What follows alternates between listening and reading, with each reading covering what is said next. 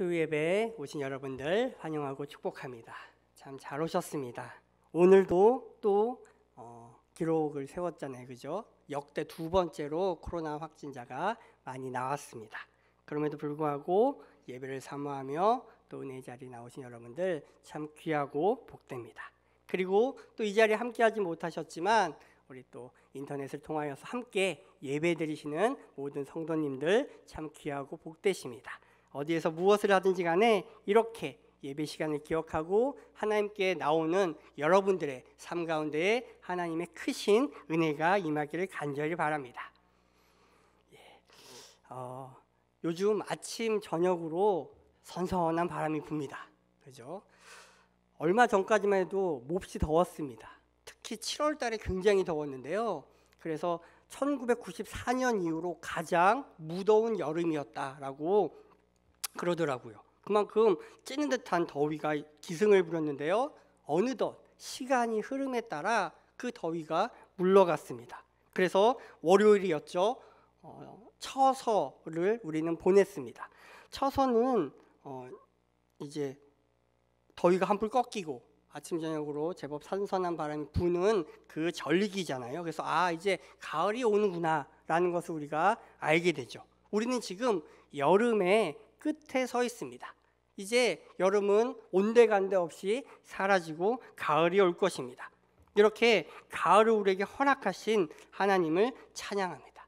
계속해서 덥기만 한다면 아마 우리는 살 수 없거나 굉장히 힘들었을 거예요. 그런데 때가 되니 하나님의 정하신 때가 되니 더위가 물러가고 이렇게 가을이 찾아옵니다. 그래서 그런지 며칠 전부터는 밤에 귀뚜라미 우는 소리가 들리더라고요. 설교 준비하면서 사무실에 앉아 있는데 귀뚜루루 귀뚜루루 우는 소리가 들려서 이제 가을이 한층 다가왔구나 라는 생각이 들었습니다. 여러분들 귀뚜라미 소리 들으셨습니까? 예, 들으신 분도 계시고 아직 못 들으신 분도 계실 텐데 밤에 한번 창문을 여시거나 잠깐 집 앞에 나가보시면 마스크 쓰고 나가보시면 귀뚜라미 소리 들으실 수 있을 겁니다. 이렇게 선선한 바람뿐만 아니라 또 태풍 제12호 오마이스가 또 우리 남부 지역을 이제 지나가서 많은 비와 또 이렇게 피해가 또 있기도 했지요. 그나마 아주 큰 피해가 아닌 비교적 약한 태풍이라 다행이다라는 생각도 들었습니다. 이렇게 바람에 대해서 제가 이야기하는 이유는 바로 오늘 본문이 바람으로 상징된 그것이라 표현이 그렇군요. 그분, 그 존재에 대해서 이야기하고 있기 때문입니다. 예수님의 부활 승천 후에 오순절에 한 곳에 모여 있었습니다. 제자들과 예수님을 따랐던 사람들이 모여 있었죠. 그때에 급하고 강한 바람과 불의 혀같이 갈라진 성령의 역사가 그 다락방에 임했습니다. 그 방에 있던 모든 이들이 성령의 충만함을 받고 방언으로 말하기 시작했죠. 바로 거기서 초대교회가 시작되었죠. 이 성령 강림의 놀라운 일이 일어나게 되었습니다. 그래서 이때부터 성령을 상징하는 것이 여러 가지가 있는데요. 그 중에 하나가 바람이었습니다. 그 바람이 분 것이죠. 2000년 전에 불었습니다. 그리고 교회가 생기고 믿는 자의 수가 날마다 더해서 폭발적인 부흥이 일어났습니다. 그 성령님의 그 역사하심이 우리가 사도행전을 통해서 알 수 있고요. 또 오늘 우리가 읽은 말씀에도 그 성령님이 어떤 분이시고 어떤 일을 하시고 또 우리에게 어떤 유익을 주시는지에 대해서 기록되어 있습니다. 첫 번째로 그 바람 같은 성령님이 우리의 연약함을 도우십니다. 우리는 연약한 존재이죠. 저마다 연약함들이 있습니다. 아무리 강한 사람인 것 같아 보여도 그 마음속 어딘가에 또는 그 육체 어딘가에 또는 그 관계나 지혜나 그 어딘가에는 연약한 부분, 약한 부분들이 있죠. 그리고 또 경우에 따라서 어떤 사람들은 나는 연약함 투성이라고 강함이라고는 뛰어남이라고는 하나도 없다라고 말하는 분도 계실런지도 모르겠습니다. 저마다의 그런 연약함으로 살아감으로 말미암아 인생살이가 괴로울 때가 있죠. 이 연약한 부분만 없었으면 참 내 삶이 편할 텐데 그런 생각이 들 때가 있을 겁니다. 그래서 어떤 사람에게는 부족한 부분들로 말미암아 그것이 컴플렉스가 되어서 굉장히 그 본인과 주변 사람을 힘들게 하기도 하고요. 또 어떤 사람들은 그 연약함 때문에 잘못된 선택을 하기도 하죠. 최근에 이 연약함을 우리 모두가 느낄 수 있는 부분이 있었는데 그것이 바로 코로나 바이러스 팬데믹 현상이었습니다. 어느덧 1년 반이 지나가고 있죠. 이렇게 1년 반 이상 동안 여러 가지 방역 대책을 수단을 강구해봤지만 쩔쩔매고 있고요. 오늘은 역대 2위의 기록을 발표가 된 것을 보게 됩니다. 그래서 이제 슬슬 말이 나오죠. 우리도 외국처럼 위드 코로나 시대가 되어야 되지 않느냐라는 말까지 나오기 시작했습니다. 우리 인간이 과학이 아무리 발달하고 의학이 발달해도 이 바이러스 하나를 빨리 잡지 못하는 거죠. 완벽하게 잡지 못해서 독감처럼 감기처럼 그렇게 여기고 지나가야 되는 거 아니냐라는 말까지 나오기 시작합니다. 이렇게 연약해서 어쩔 줄 모르는 우리 인생들 가운데 성령님은 도와주신다라고 말씀하고 있는 거죠. 우리의 연약함이 저마다의 연약함으로 떠오르는 부분이 있을 겁니다. 그런데요, 오늘 성경에서의 말하는 연약함이란 바로 마땅히 기도할 바를 알지 못하는 연약함입니다. 저와 여러분들이 다 예수님을 믿고 하나님을 믿는 성도입니다. 그리고 저마다의 그 신앙의 연수가 다양하겠지만 그래도 수요 예배에 드리는 분들 정도면 그래도 꽤 연차가 될 겁니다. 그런데도 우리가 기도하려고 하면 어쩔 때는 기도를 뭘 어떻게 해야 될지 모를 때가 있죠. 뭐 대표 기도는 말할 것도 없이, 대표 기도는 떨리니까요. 그건 말할 것도 없이 개인 기도조차도 어쩔 때는 무슨 기도를 해야 되지? 기도가 안 나올 때가 있어요. 그리고 어떤 일을 놓고 기도함에도 불구하고 내가 무슨 말로 어떻게 기도해야 될지 막막할 때가 있다는 거죠. 우리는 마땅히 기도할 바를 알지 못하는 연약함이 있는 존재라는 거예요. 그래서 그런 우리 연약함을 아시는 성령님께서 도와주신다고 성경은 이야기하고 있습니다. 그래서 우리 성령님의 도와주심을 의지하여서 우리가 기도할 수 있는 것이죠. 그래서 기도가 안 될 때 이렇게 하시면 됩니다. 성령님, 기도를 제가 어떻게 기도를 할까요? 제 입술에 기도의 말을 주십시오라고 기도하시면 되는 거예요. 그러면 성령님께서 여러분의 입술을 여실 겁니다. 하나님, 저는 부족하고 연약하여서 어떻게 기도할지도 모르고 지금 내 영적인 상태는 너무나도 최악이어서 하나님 앞에 기도할 수도 없어요 라고 그렇게 솔직하게 말하며 성령님의 도우심을 구하기만 하면 성령님께서 우리의 연약함을 아시고 기도할 바를 알려주시며 우리의 기도를 도와주신다는 거죠. 이 얼마나 감사한 일인지 몰라요. 만약에 기도가 우리가 잘나서 우리가 뛰어나서 기도를 잘한다면 성령님을 의지하지 않고 기도할 수 있겠죠. 그죠? 사람에 따라서 다른데요. 어떤 분들은 이 말을 잘하시는 분들이 있어요. 그런 분들은 사람들이 보기에는 기도를 잘하잖아요. 그죠? 개인 기도가 됐든 뭐 소그룹에서 기도가 됐든 아니면 예배당에서 드리는 그런 전체 대표 기도가 됐든 말의 언어에 그런 은사가 있는 분들은 기도하는 것들이 비교적 그나마 수월할 수 있어요. 그런데 그렇지 못한 분들이 대부분이잖아요. 그런 분들은 정말로 힘들고 떨려요. 그때 성령님 도와주세요라고 기도하는 거죠. 그러면 성령님께서 그 기도 가운데 함께 해주시고 우리가 무엇을 기도해야 될지 우리 입술에 기도할 바를 주신다는 거예요. 그것이 바로 성령님께서 우리에게 주시는 그런 특권 가운데 하나이고요. 우리의 연약함을 도우시는 성령님의 사역 가운데 하나입니다. 두 번째로 성령님께서는 말할 수 없는 탄식으로 우리를 위하여 친히 간구하신다라고 성경은 기록하고 있죠. 말할 수 없는 탄식이 뭘까요? 이렇게 우리가 뭐 한숨을 내쉬거나 탄식을 하거나 할 수 있습니다. 그런데요, 이 탄식이 나오는 건 뭔가 답답함이 있다 할 때 나오는 거잖아요. 뭔가 말로 이게 딱 나오기 전에 한숨부터 나오고 탄식이 터져 나오는 그런 참으로 암울한 상황, 그런 복잡하고 답답한 상황 가운데에 우리가 처해 있단 말이에요. 그래서 우리가 읽지는 않았지만 로마서 8장의 이 우리 본문 앞부분에도 보면 피조물의 탄식이 나오고 우리 인간의 탄식이 나와요. 우리는 탄식할 수 없는 존재인데 성령님도 말할 수 없는 탄식으로 우리를 위하여 친히 간구하신다는 거죠. 그러니까 우리만 답답하고 탄식이 있는 것이 아니라 성령님, 하나님이신 성령님도 그 말할 수 없는 탄식으로 우리와 함께 하신다는 거죠. 이 얼마나 놀라운 일인지 몰라요. 생각해 보세요. 우리가 어떤 사람하고 있기를 원합니까? 어떤 사람하고 말이 잘 통합니까? 우리의 마음을 알아주는 친구, 우리의 마음을 누구보다도 말하지 않아도 아는 그 가족이 있을 때 우리는 그 사람에게 말하고 싶어 하죠. 그 사람과 이야기 나누는 걸 좋아해요. 그래서 그냥 한숨만 쉬고 집에 돌아갔을 때 나의 사랑하는 가족이 그것을 알아차리고 무슨 일이 있었어라고 말 걸어주며 나가오면 우리가 가슴속에 있는 그 답답함들을 털어놓게 되잖아요. 또 좋은 친구가 있으면 그 친구를 만나서 이런 탄식과 함께 이런저런 이야기를 나누면 그 친구도 함께 탄식하며 답답해하며 그 가운데서 또 이야기 나누며 여러 가지 것들이 풀어지는 것을 보게 돼요. 마찬가지로 하나님이신 삼위일체 하나님, 그 삼위의 성령님께서 우리 인간처럼 탄식하시며 우리의 마음을 이해하시고 받아주신다는 거예요.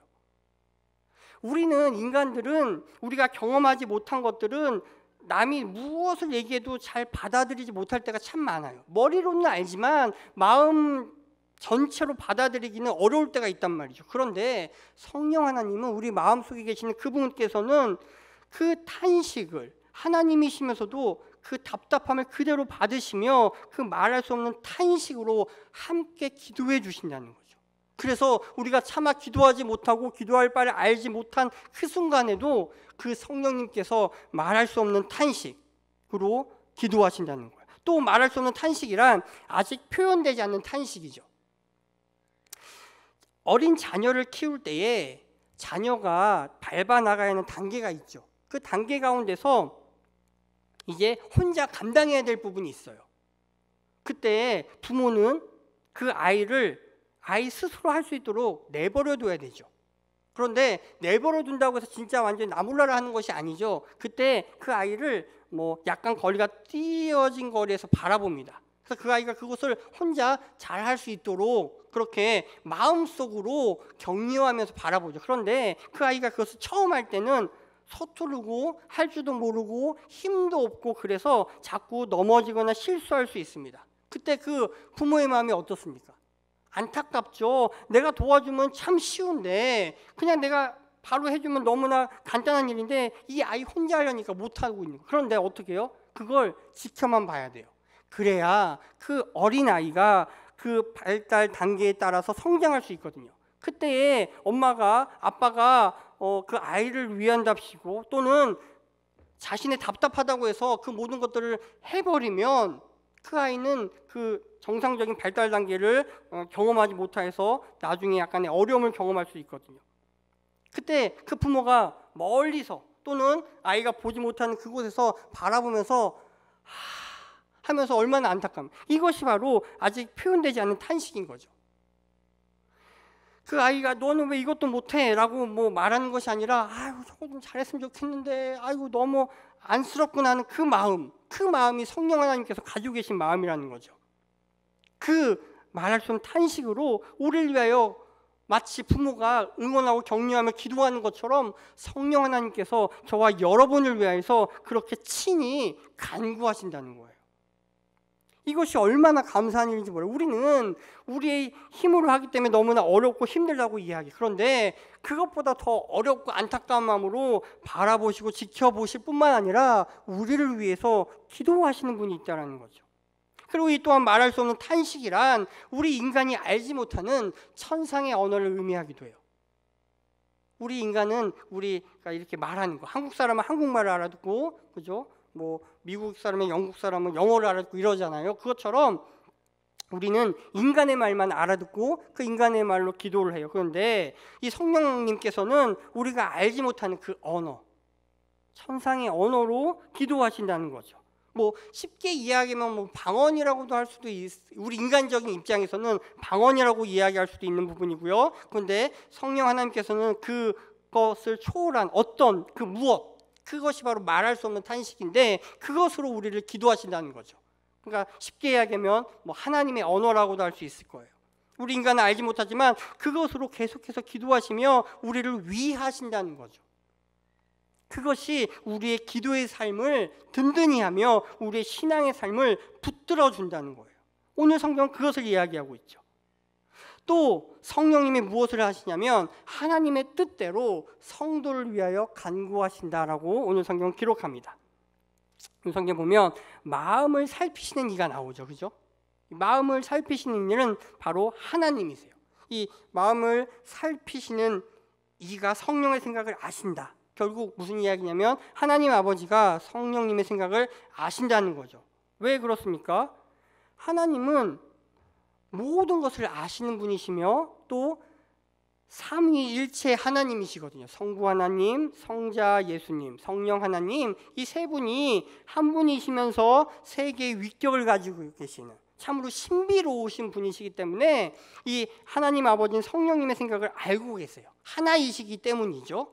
그러면서 동시에 성령은 하나님의 영이기 때문에 하나님이신 성부 하나님이 그 성령의 생각을 아시는 거예요. 그리고 마찬가지로 하나님, 마음을 살피시는 이 하나님이 성령님의 생각을 아시는 것처럼 성령님 또한 하나님의 생각을 아시죠. 그래서 성령님은 하나님의 뜻을 아세요. 그래서 하나님의 뜻대로 성도를 위하여 간구하시죠. 우리가 기도할 때 열심히 하는 분들 계실 거예요. 그런데 그 기도가 때때로 하나님의 뜻대로 기도하지 않을 때가 있죠. 그냥 우리 인간의 생각대로 기도할 때가 있고요. 또 인간의 욕심으로 기도할 때가 있어요. 하나님의 뜻대로 기도하면 응답되지 않는 기도는 있을 수가 없어요. 왜? 하나님의 뜻이 이루어지는 거거든요. 하나님이 얼마나 기쁘시겠어요. 아니 아무개야 네가 내 마음을 아는구나, 내 뜻을 아는구나 하고 그래서 그 기도의 응답을 바로바로 해주실 거예요. 하나님의 때에 바로 응답해 주실 거예요. 그런데 우리는 하나님의 뜻대로 기도하는 것이 아니라 우리의 생각대로, 우리의 욕심대로 기도하기 때문에 그 기도가 응답이 되지 않죠. 근데 이 성령님께서 우리 성도를 위하여 하나님의 뜻대로 간구하신다. 그러니까 성령님의 기도는 응답될 수밖에 없는 거죠. 하나님의 뜻을 아실 뿐만 아니라 그 뜻대로 기도하시니까 우리 삶 가운데서 그 기도의 열매가 맺혀지게 하는 거죠. 그래서 여러분들 기도하시다가 이것이 내 욕심 같다 라고 생각되거나 아니면 생각이 되지 않더라도 성령 하나님, 하나님의 뜻대로 기도해 주세요라고 기도하며 기도한다면 우리의 입술의 기도가 바뀐다는 거예요. 처음 시작은, 기도의 시작은 내 생각대로 기도하죠. 그죠? 누구나 그럴 거예요. 인간이니까. 그런데 시작은 우리의 생각과 우리의 말과 우리의 욕심으로 기도할지라도 계속해서 기도의 깊은 지경으로 들어가다 보면 그 기도가 바뀐다는 거예요. 왜요? 성령님께서 우리를 위하여 하나님의 뜻대로 간구하시기 때문에 우리의 기도가 바뀌는 거예요. 변화되는 거예요. 그래서 하나님의 뜻대로 기도하게 되죠. 그런 경험들 여러분도 있을 거예요. 처음에는 내가 마치 장바구니, 인터넷 쇼핑할 때 장바구니에 담듯이 기도 제목을 이렇게 쫙쫙쫙쫙 이렇게 담아놔요. 그죠? 담아놨다가 그걸 기도를 해요. 그런데 기도를 이제 깊게 하시고 또 이제 열심히 하시는 분들 경험이 있으실 거예요. 하다 보면 그 기도가 바뀌게 되죠. 나는 전혀 그런 생각이 없는데, 그리고 내가 생각하기에는 오히려 나에게는 이 지금 바뀐 이 기도가 나에게는 어울리지 않거나 맞지 않거나 손해가 오거나 전혀 뜻밖의 기도가 내 입술 가운데서 툭 튀어나올 때가 있어요. 그때가 바로 성령님께서 기도하시는 거죠. 내 마음에 계신 성령님께서 내 입술을 통해 기도하는 것들이 나타나는 거예요. 그걸 알아차리면 바로 우리의 기도가 바뀔 수 있게 되죠. 그것이 하나님께서 기뻐하시는 기도고 성도의 기도며 또 성령님께서 우리 가운데 역사하시는 그런 이 일이라는 거예요. 그래서 이렇게 기도를 한다면 우리의 삶이 계속해서 이제 풍요로워지는 거죠. 기도의 응답을 받게 되며 놀라운 일들을 경험하게 되는 거예요. 내 뜻이 아니라 하나님의 뜻대로 기도하게 되는 거죠. 그리고 성령님께서는 우리의 상황을 주관하여서 상황 가운데 일하시는 분이세요.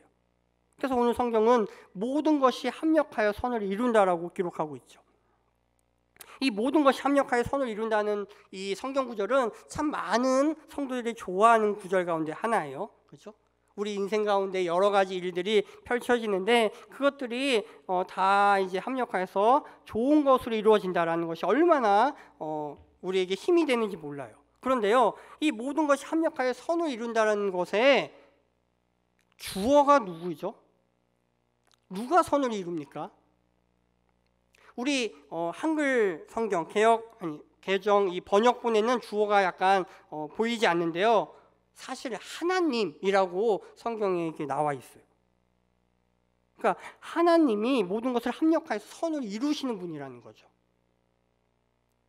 이것이 얼마나 우리에게 감사한 일인지 몰라요. 생각해 보십시오. 내가 선을 이룬다면 어떻게 될까요? 그게 정말 선일까요? 우리는 살아가면서 이것은 선이고 이것은 악이다라고 생각되는 부분들이 있어요. 그것이 어떤 부분에서는 맞을 때가 있지만 또 어떤 부분에서는 틀릴 때가 있어요. 왜냐하면 그 선이라는 것이 우리의 위치가 어디에 있느냐에 따라서 그것이 선으로 보이기도 하고 악으로 보이기도 한다는 거예요. 그렇죠?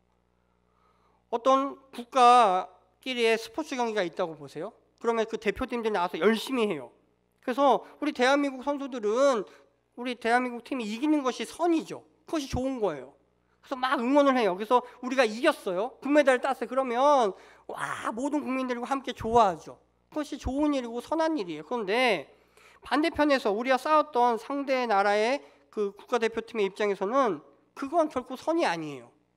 그죠?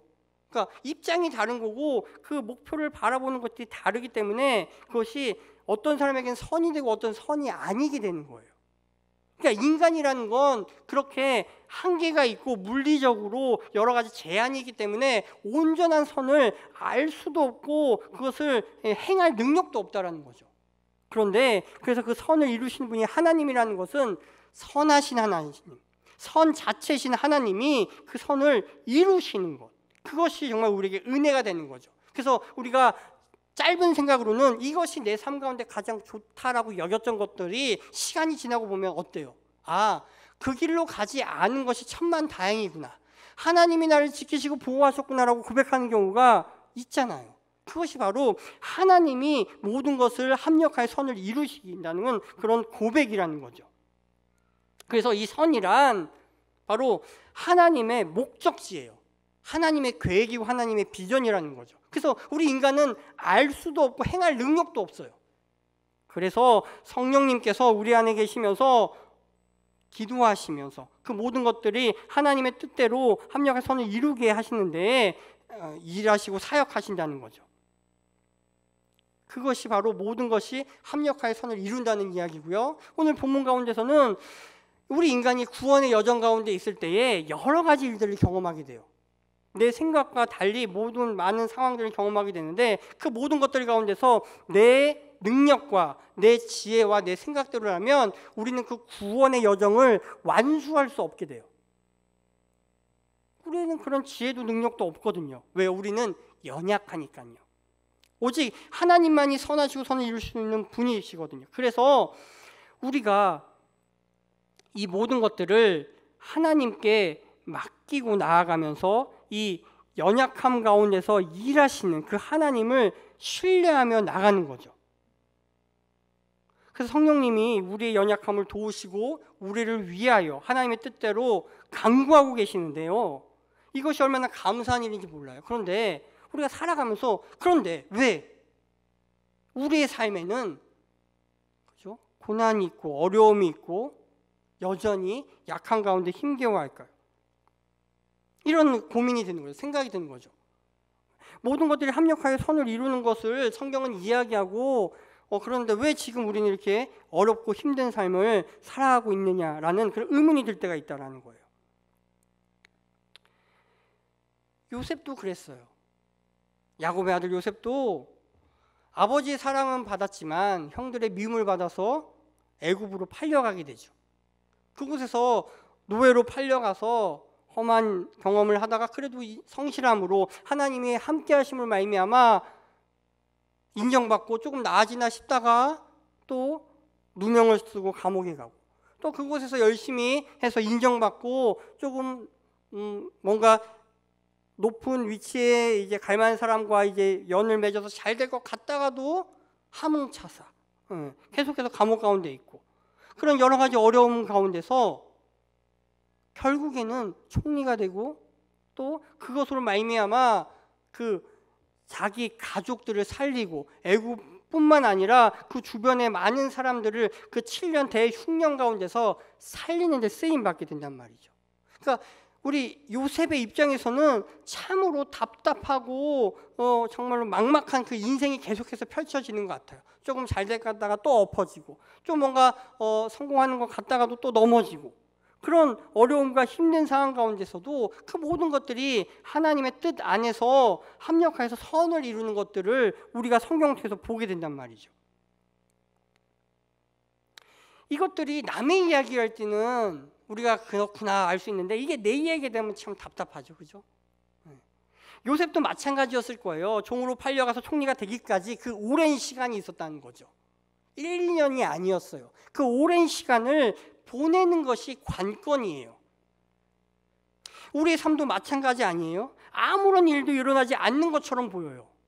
말씀을 붙잡고 하루 이틀 살아갈 수 있어요. 1년, 2년 살아갈 수 있는데 여전히 10년, 20년이 지나도 아무 일도 일어나지 않는 것처럼 보일 때, 아니 아무런 일이 일어나지 않는 것조차가 아니라 점점 더 상황이 나빠질 때, 그럴 때가 있단 말이죠. 그러면 이건 뭐지라는 생각이 든다는 거죠. 아니 2000년 전 오순절 마가의 다락방에서 있었던 일 같이 급하고 강한 바람과 불의 혀같이 갈라진 성령의 역사가 내 삶 가운데 일어나면 얼마나 좋아요. 우리 교회 가운데 일어나면 얼마나 좋겠습니까? 그런데 그 바람이 불지 않아요. 그 성령의 바람이 불지 않는 것 같아요. 이 일을 어쩌면 좋죠? 그것이 우리의 답답함 아닙니까? 한 3년, 2년, 3년 정도 된 것 같은데요. 에어컨 중에 무풍 에어컨이라는 것이 나왔습니다. 단어를 본다면 바람이 없는 에어컨이죠, 그죠? 근데 바람이 없는 에어컨이 사실 말이 안 되는 거죠. 그죠? 찬바람이 나와서 시원하게 하는 그런 기계인데, 그 무풍 에어컨은 하여튼 바람이 나오지 않는 에어컨이라고 많은 사람들이 알고 있어요. 그 무풍 에어컨의 유익은 에어컨에서 바람이 직접적으로 이렇게 막 나오지 않는 기능을 선택하면 나오지 않을 수 있어서 찬바람을 싫어하는 분들에게는 좋은 그런 에어컨이 되겠죠. 그런데 그 에어컨은 이제 어느 가정에서 설치를 했어요. 3살 꼬마가 에어컨 설치했다고 좋아했죠. 여름이 더웠는데 에어컨이 설치되어서 좋아했어요. 근데 에어컨이 방에 들어갔는데 에어컨이 작동하지 않는다고 손가락질하면서 이야기해요. 에컨 이래요. 그래서 왜 그런가 보니까 에어컨이 작동하지 않는다는 거죠. 그 3살 꼬마가 알기에는 에어컨 송풍구가 열리면서 바람이 나오는 것 같이 느껴져야 되는데, 그 찬바람이 샥 오는 게 느껴져야 되는데 송풍구는 닫혀 있죠. 바람이 피부에 딱 와닿지 않으니까 에어컨을 켜달라고, 정확한 단어도 아니고 에컨 막 이렇게 하면서 손가락질로 엄마 아빠한테 가리키는 거예요. 켜달라는 거죠. 그런데 그 에어컨이 정말로 멈춰 있었을까요? 그 에어컨은 켜져 있었어요. 무풍 에어컨이었던 거예요. 그래서 가만히 보니까 온도가 적힌 숫자가 보이고 그 안에서 냉기가 있어서 나오는데, 그 무풍 에어컨이 자그마한 구멍이 많이 있어요. 그 구멍을 통해서 그 안에 있는 냉기가 이렇게 나오는데 부드럽게 나오기 때문에 무풍 에어컨이라고 부르는 거지, 사실 바람이 없는 건 아니거든요. 마찬가지로 성령님의 그 바람이 오늘날에는 그 2000년 전처럼 급하고 강한 바람같이 불지는 않는다는 거예요. 그러나 그 성령님은 여전히 일하고 계시는 분이세요. 우리에게는 무풍 에어컨처럼 작동하지 않는 것 같아 보이지만, 그 에어컨이 방 안의 온도를 낮추고 냉기를 뿜어내는 것처럼, 그래서 많은 사람들을 시원하게 하는 것처럼 성령님은 지금도 우리를 위하여, 연약함을 위하여 간구하시며 우리의 기도를 도우시며 말할 수 없는 탄식으로 우리를 위해 친히 기도하신다는 거죠. 어떻게요? 하나님의 뜻대로 기도하신다는 거죠. 그래서 우리 가운데 여전히 일하시고 역사하고 계신다는 거. 그런데 우리가 알아차리지 못하는 거죠. 그래서 어떤 이들은 이렇게 이야기하죠. 성령의 그 역사는 더 이상 일어나지 않는다라고도 말하기도 하죠. 아니요, 그렇지 않아요. 다른 방법으로, 다른 방식으로, 우리가 미처 알아차리지 못하는 방식으로 성령 하나님은 여전히 우리 가운데 함께 하시며 역사하고 계신다는 거죠. 그분이 바로 우리 안에 내주하시는 성령님입니다. 그래서 우리가 기도가 막힐 때에, 우리가 답답함으로 어찌할 바를 몰라 할 때에 우리를 위해 기도하시고 일하고 계시는 거죠. 우리의 연약함을 안타까워하시며 탄식함으로 기도하고 계시는 거죠. 그 성령님의 바람이 불고 있습니다. 그 바람이 일하고 있는 거죠. 성령의 바람이 불고 있는데 우리가 다만 알아차리지 못하고 있는 거예요. 왜요? 우리의 영적인 민감성이 둔화되었기 때문은 아닐까요? 그 바람이 우리 가운데 불고 있는 거죠. 그래서 이 코로나19 이 시대는 마찬가지로 성령님께서 새롭게 일하기 좋은 환경인 것 같아요. 우리가 보기엔 참으로 답답하고 막막하고 어찌할 바를 모르겠어요. 한국교회의 현실도 더욱더 암울하게 느껴져요. 그러나 그 가운데서 우리 성령님은 새로운 바람으로 우리 가운데 불고 계시다는 거죠. 여러분 각자의 삶 가정 가운데도 조용하게 불고 계시며 우리 한국교회 가운데도 불고 있다는 거죠. 그것을 알아차리고 그 바람에 함께하는 자가 있느냐, 아니면 그 바람을 모른 채 그렇게 살아가느냐, 그 차이가 있는 거죠. 그 바람은 부드럽지만 강력한 바람이 될 거예요. 그 바람이 더러운 것들을 날려버릴 거예요. 저와 여러분 가운데 그 어려운 그 우물들을 날려버리며, 저와 여러분의 그 가정 가운데 그 죄된 것들을 날려버리며, 한국교회 가운데 그 회개할 것들 날려버릴 거라는 거죠. 그 새로운 일이 이미 시작됐고 행하고 계시고 우리 가운데 역사하고 계신다는 거죠. 그러할 때에 마침내 모든 것이 합력하여 선을 이루게 될 것입니다. 이것이 우리 신앙인의 고백이죠. 비록 답답하고 막막할지라도 이 말씀을 기억했으면 좋겠습니다. 사실 오늘 이 말씀은 제가 원래 준비했던 말씀은 아니었어요. 그런데 주보 찍기 바로 전날 밤에 하나님께서 갑자기 이 본문을 주시면서 마음에 감동을 주셨거든요. 그래서 준비하게 된 설교 말씀이에요. 코로나 시국에 굉장히 어려워하고 있는 누군가가 있구나 라는 마음이 하나님께서 저에게 주신 마음이에요. 그래서 예배가 무너지고 삶의 그 형편이 정말로 암울해진 누군가가 오늘 말씀으로 새 힘을 얻기를 바라시는 그 하나님의 마음이지 않을까라는 그런 생각이 들었어요. 오늘 이 시간에 계속해서 우리 아까 불렀던 찬양, 다음 누군가 널 위해 기도하는 이 찬양을 부르며 나가실 때에 성령님, 날 위해 기도하시는 분이 성령님이셨군요 라는 큰 마음으로 찬양했으면 좋겠어요. 누군가 여러분을 위해서 중보적 기도를 할 수 있어요. 그런데 오늘 이 찬양이 말하는 그것은 그 어떤 사람인 경우도 있지만 누구보다도 가장 우리를 위하여서 기도하시고 말할 수 없는 탄식으로 기도하시는 그 성령 하나님임을 기억하며 그 성령님께 우리의 마음을 쏟아놓으며 기도했으면 좋겠습니다. 그리고 그러할 때에 우리의 영혼이 새로워지며 또 하나님의 그 선하심을 기대하며 나가는 복된 시간 되기를 바랍니다.